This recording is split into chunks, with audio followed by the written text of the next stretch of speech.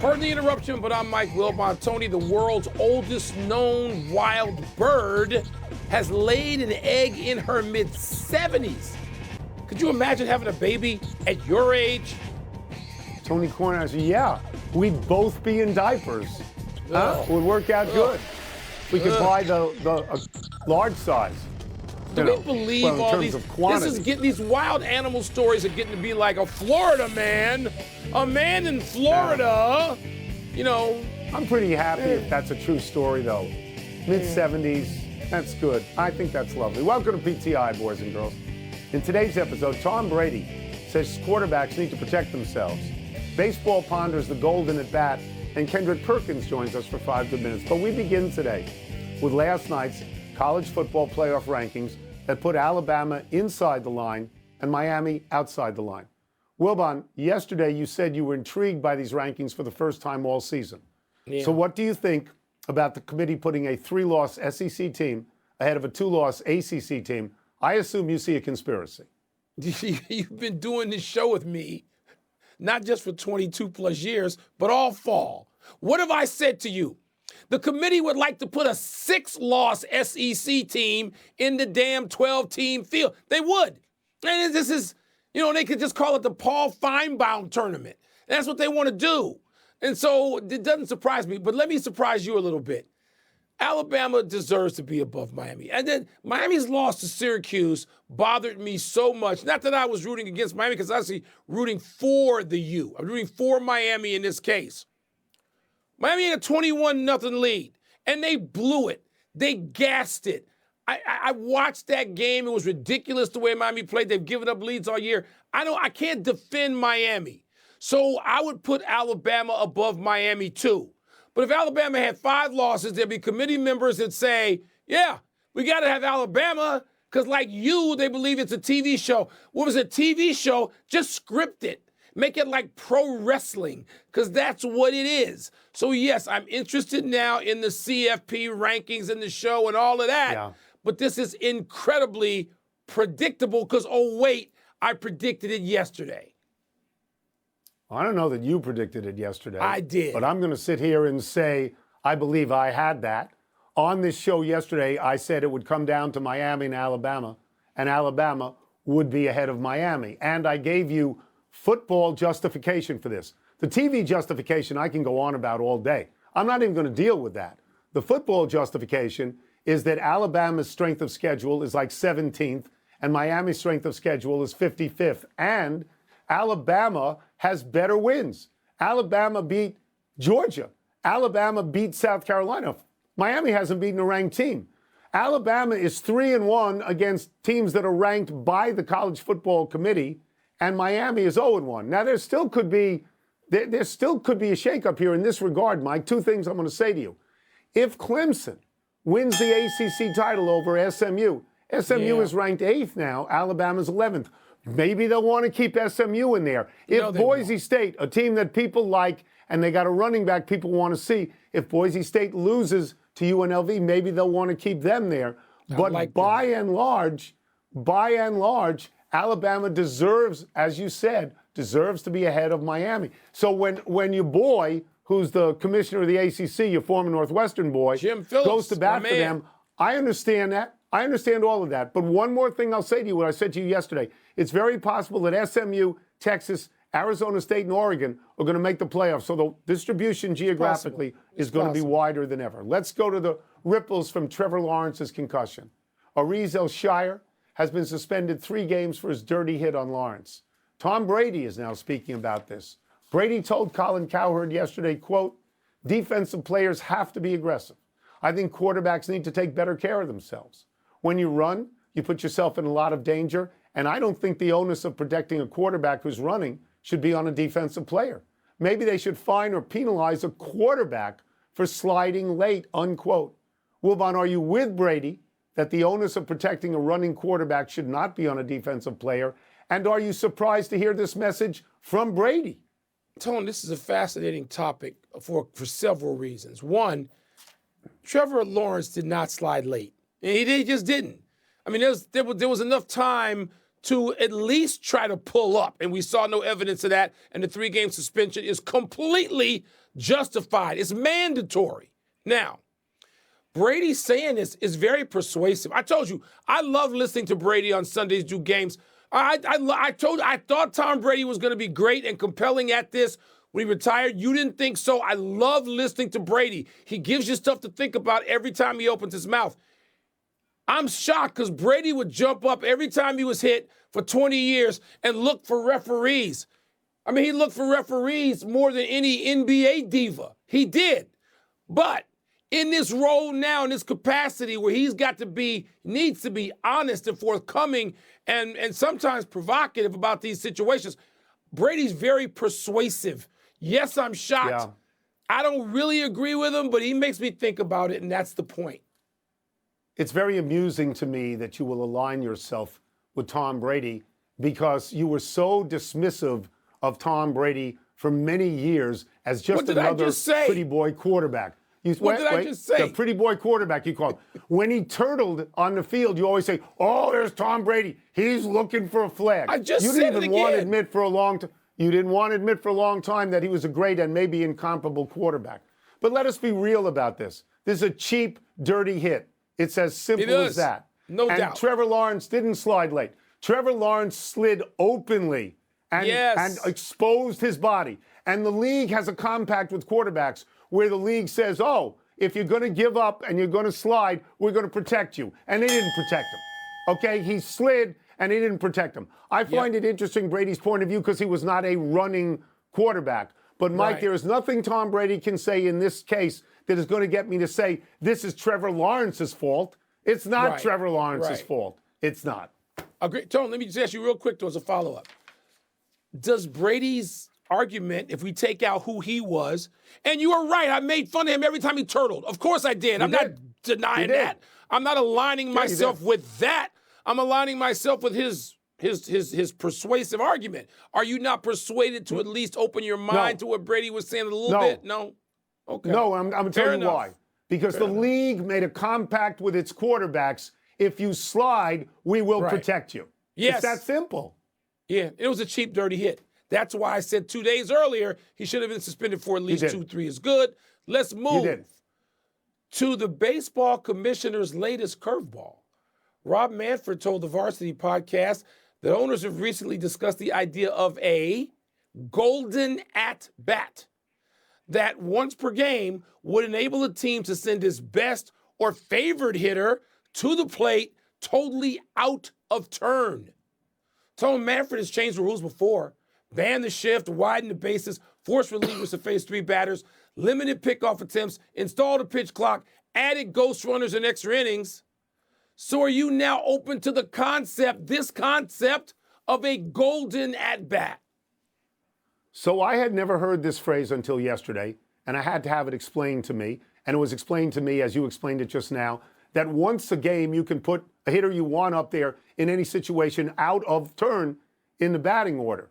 So let's say you're the Dodgers, and you have bases loaded in the 8th, and you're down to your number 8 hitter, and you say, well, I'm going to put Shohei up.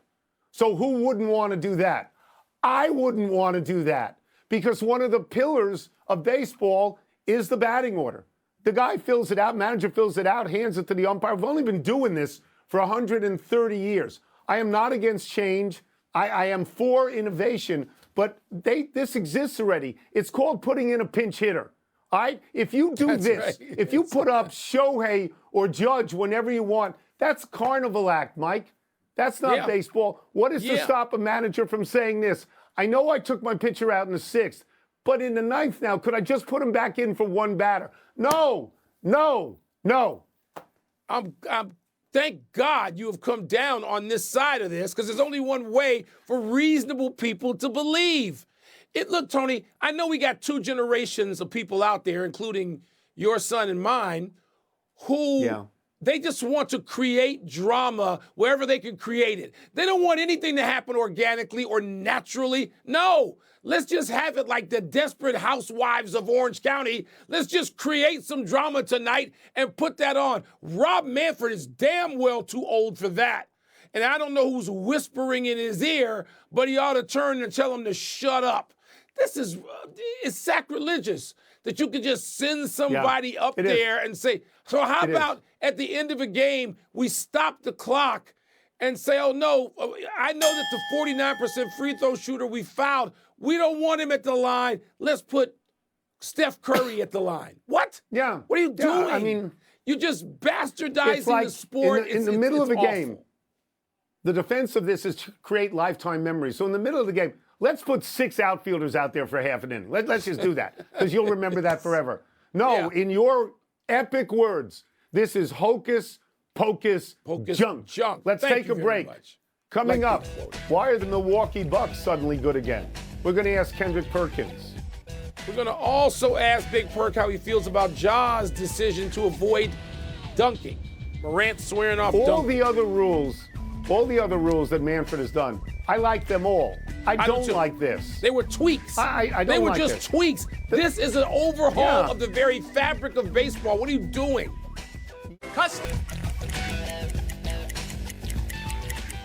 We've got some NBA questions for our great friend from NBA Today, Mr. Kendrick Perkins. Let's start with the Milwaukee Bucks.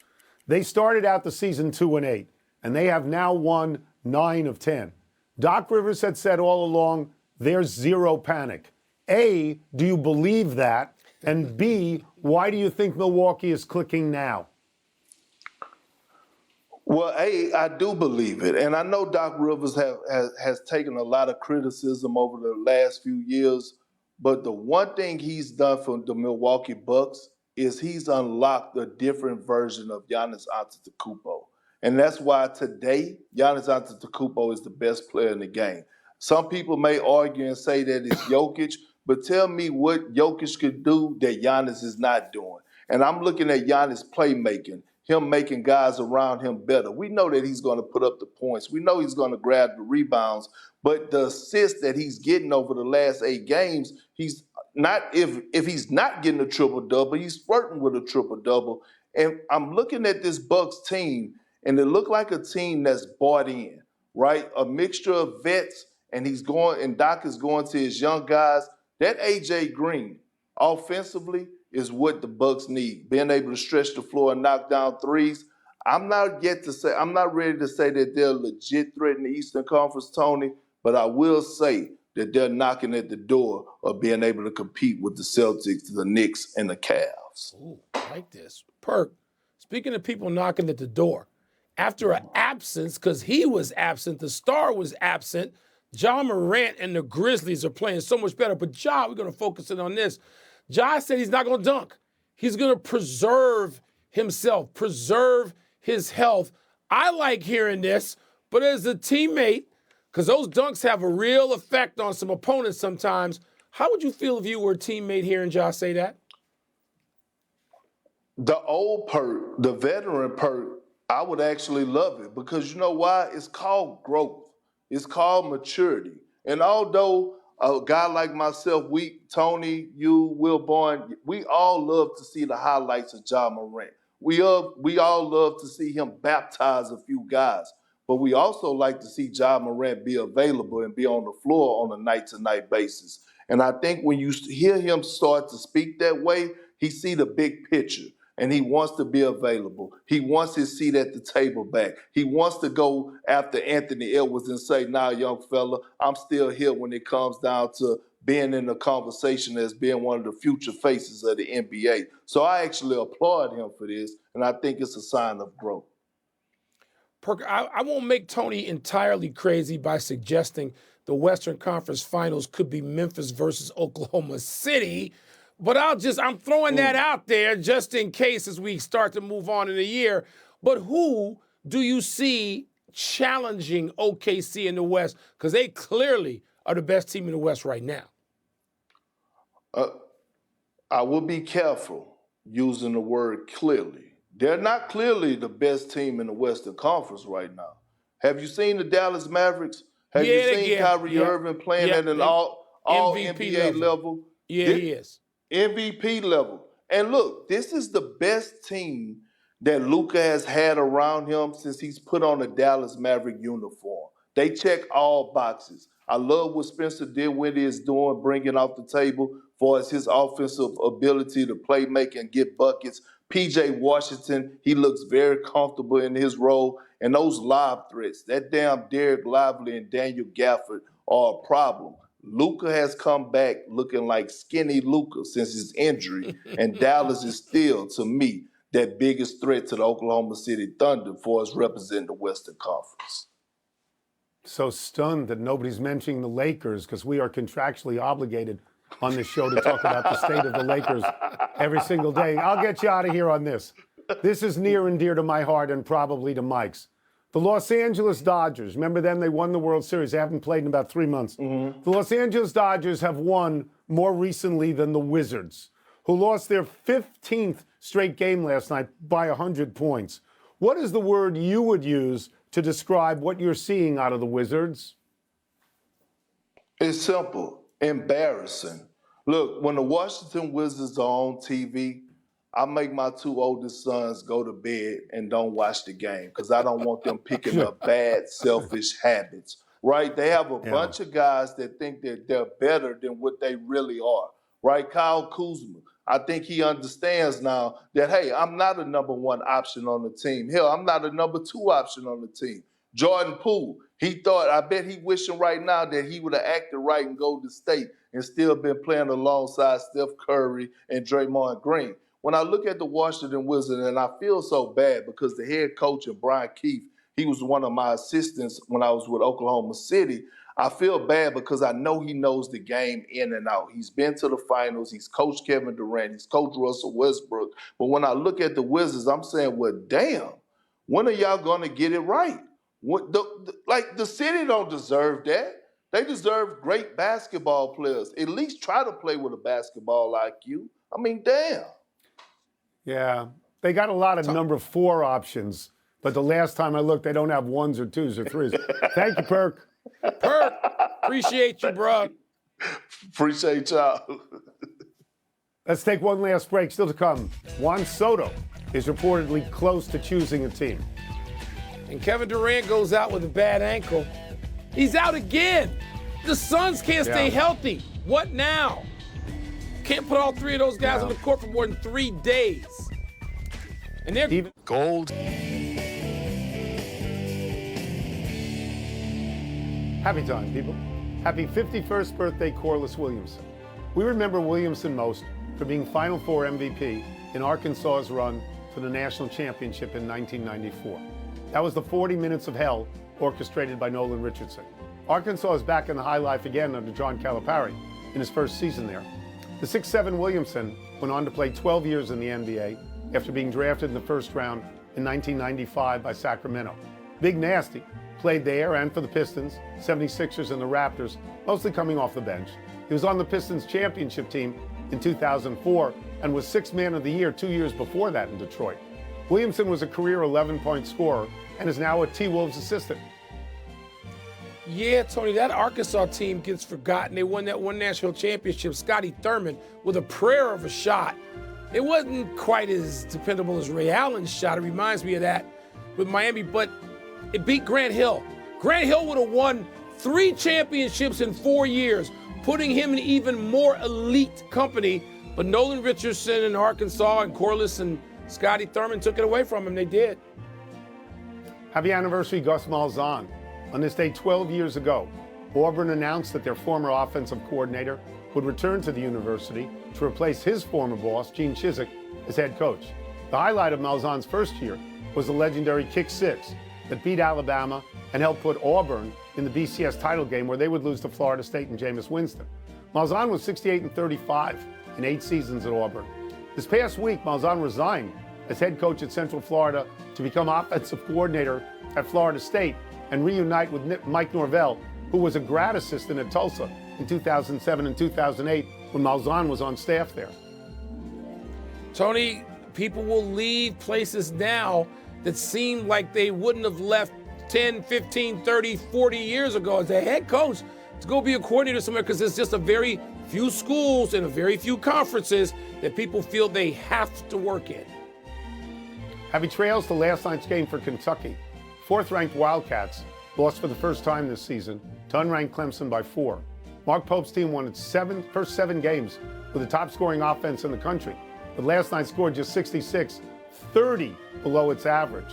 In other Wildcat news from last night, a crusher for you, Wilbon, as Northwestern led by 2 at Iowa with less than a second left and got beat at the buzzer by Josh Dix's 30-footer. Tony, that shot, I hadn't seen it until now because I didn't want to see it. I read about it and I was told about it. I got texts. I don't want that to be the game that keeps us potentially out of a tournament situation at Iowa. We don't play well there. We played great there. We outplayed Iowa last night. I'm in a bad way over that result. Well, let's get in a good way by going to the big finish quickly. All right, let's do it. Kevin Durant's out at least 1 week with an ankle injury. Cause for concern? Yes, the Suns are 11-2 with him on the floor, 1-6 without him. And you can't miss him for long. Juan Soto reportedly could make his free agent decision by end of the week. Does that make sense to you? He already knows where it's going. Everybody knows that. Falcons coach Raheem Morris says he has no qualms about Kirk Cousins bouncing back from a 4-pick game. Do you? No. Falcons at Vikings. He's going back home to play in Minnesota. Now, if he throws 4 picks there, ooh. U.S. women's soccer beat the Netherlands 2-1. Is that significant? I don't know, but the new coach never loses. That's significant. Last one, Paul George out tonight. Joel Embiid remains out tonight. The Sixers at home against the Magic. Your thoughts on that? My man PG just had 29 last night against the Hornets in a win. Look, Orlando's going to be good anyway. Even if all those guys were back in, they might win that game. But I want to see the Sixers hold. I want to see it. They're a disaster. We're out of time. Try and do better the next time. I'm Tony Kornheiser. I'm Mike Wilbon. Same time tomorrow, Knuckleheads. And now, PTI. Bonus topic. All right, Wilbon. If SMU loses to Clemson, how would you stack up a 2-loss Mustangs team against 3-loss Alabama? Boy, Tone, wouldn't that second loss complicate matters? I mean, really complicate matters for the committee, but also for SMU, which so far has only lost that one game at home to BYU. And BYU has been ranked and regarded all season, and there's certainly no shame in that loss. And that loss isn't as bad as Alabama's losses, just to pick a school, to Vandy and Oklahoma. The loss to Tennessee. Tennessee's pretty darn good. Vandy and Oklahoma 6-6 teams. But SMU doesn't have the wins, over South Carolina, and who else did Bama beat? Georgia. Georgia. It's hard, Tone. It's really hard. Those are better wins, but you can say BYU had a consistency to their season Alabama didn't have. And, of course, a lot of people, I'm sure you included, would just say, well, it's the SEC. And if all we're going to do is say, well, everything favors the SEC, we'll have a tournament. Just award the thing to the SEC, which is kind of what's going on anyway, and the Big Ten. So it complicates matters. I don't know how to stack them up. I don't know. All right, let me just say this. The position that SMU would be in, and they are ranked 8th now, and Alabama's 11th. If they lose this game, they are in the exact same position as Miami. They have a very weak strength of schedule relative to Alabama, and they have no wins against ranked teams. So if you originally ranked Alabama ahead of Miami, you're going to rank Alabama ahead of SMU. So I'll take 15 seconds to say why SMU is my favorite team in the country. Because they knocked on the door of every conference. And the ACC answered, and they said, look, you don't have to give us any money. Like, you give the money to other people, all your TV money. We don't want your money. We're flush with money. We're in Texas. We got all the money in the world. Just let us in the door. And in their first season, they're undefeated in the conference. And that's why I like them, because they know what this whole deal is about. It's a cool move. But if they lose, they're out. And if they lose to Clemson and Clemson is in, how are the people in South Carolina going to feel when this past week, not week one, not week 1 or week 2, just this last week, South Carolina beat Clemson. How are they going to feel? So. Tony, let me just put a point on this. We thought that when the tournament was expanded and it goes from 4, and you say, you got a 5th place team and a 6th place team, and they're so upset. And if you just expand it to 12, you won't have these issues. Shut up. That's it. We're done. Back to you.